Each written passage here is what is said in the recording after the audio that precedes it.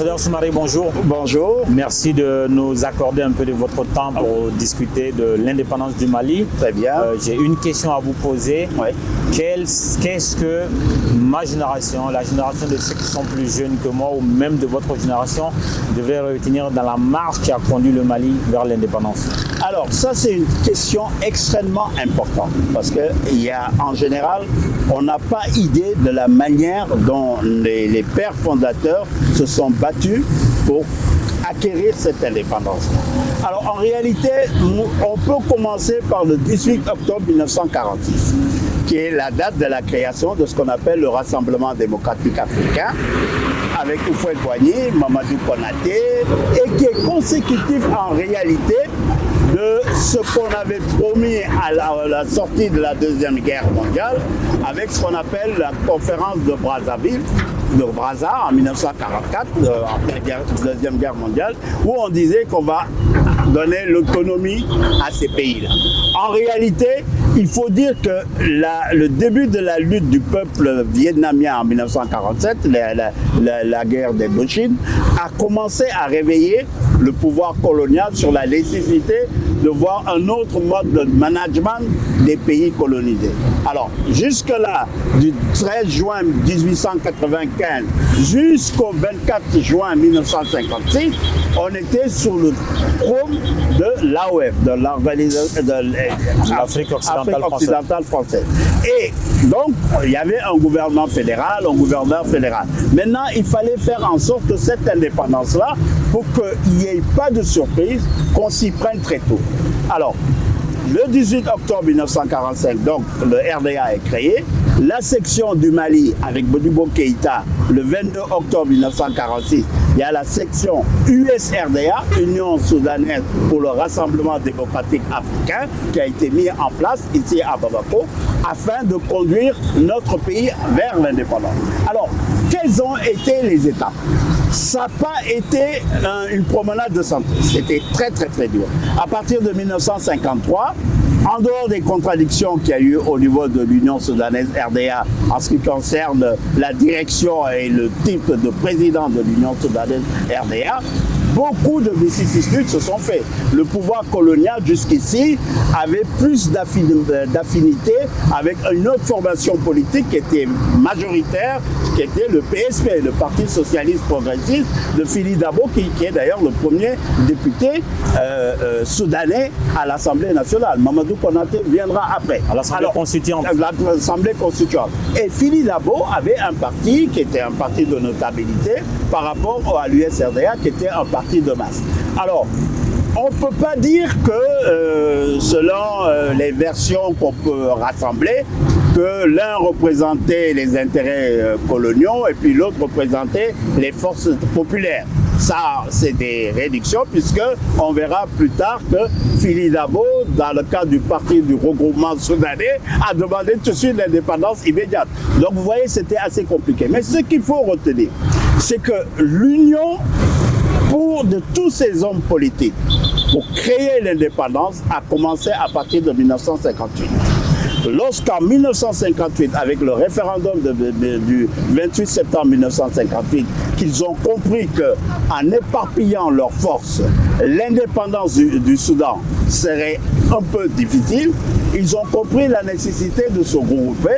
D'abord, il y a eu le PRA Mali, parti du regroupement africain avec Fili Dabo, Senghor. Vous savez, il y avait des grands partis interterritoriaux et chaque Soudanais choisissait le cadre territorial qu'il lui fallait.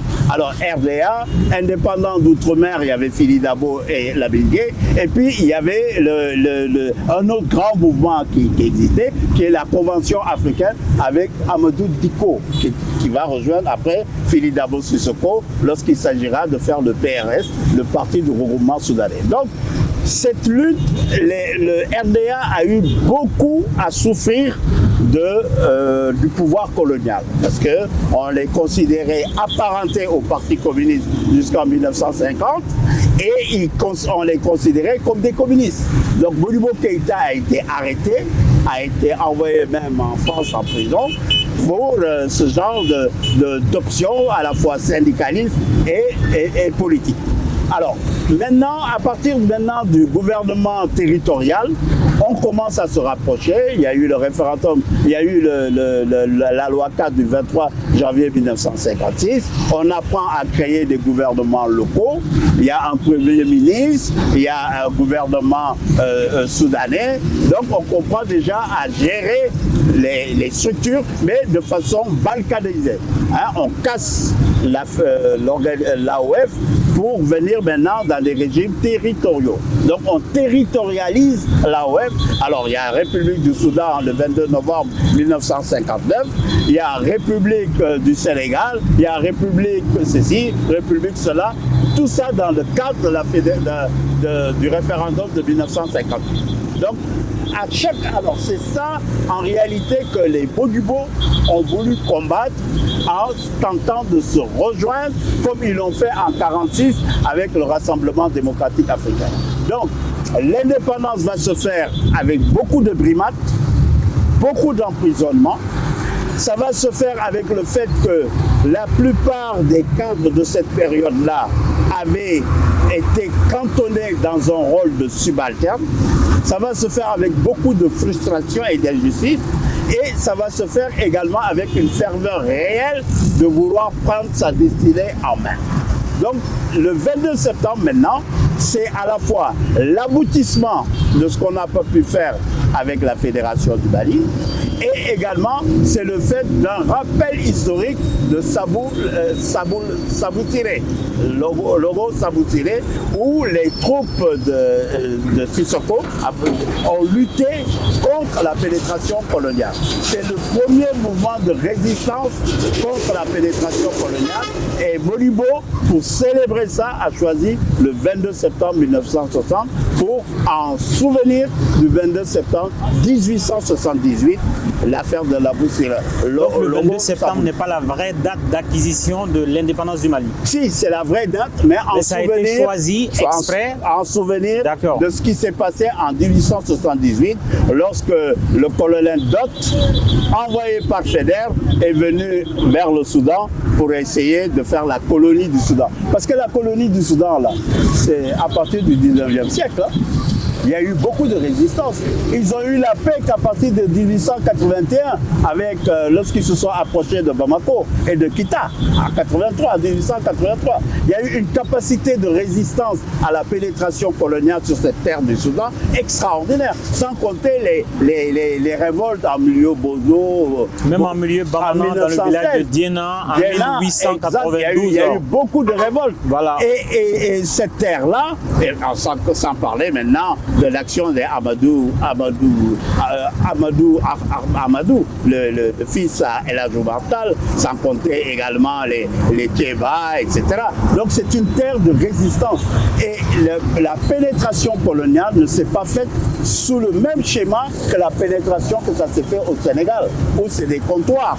On vient, on crée un comptoir colonial et il n'y a pas de problème et on fait des colonies et il n'y a pas. Ici, la colonisation s'est faite dans le sang, dans la lutte de résistance des Soudanais. Ils ont rencontré des royaumes qui étaient jaloux de leur indépendance. Ils ont signé des traités avec certains rois qui les ont tout de suite déchirés. C'est le cas d'Amadou Sékou, hein, qui a fait ça plusieurs fois à Galiléli. Ensuite, il a fait à Archinard. Archinard, par exemple, c'est le symbole véritablement de la pénétration coloniale dans le Soudan. Et de l'atrocité qui va avec. Et de l'atrocité, mais également des mariages arrangés. Archinard, c'est lui qui marie Madame Bassi avec la fille de Sékou Amadou. Archinard, c'est lui qui marie la fille d'Amadou Sékou avec le premier capitaine noir de l'armée, dans l'armée coloniale, Mamadou Racine Sy.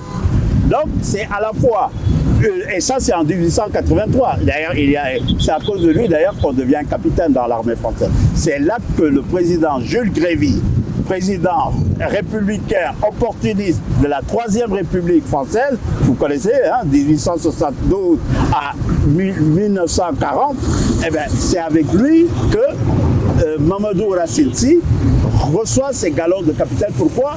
Parce que c'est lui qui va traduire à Samori Touré quand tu vas être exilé au Gabon. À Golé. À Golé, au Gabon. Donc, voyez-vous, cette terre-là a été une terre de lutte.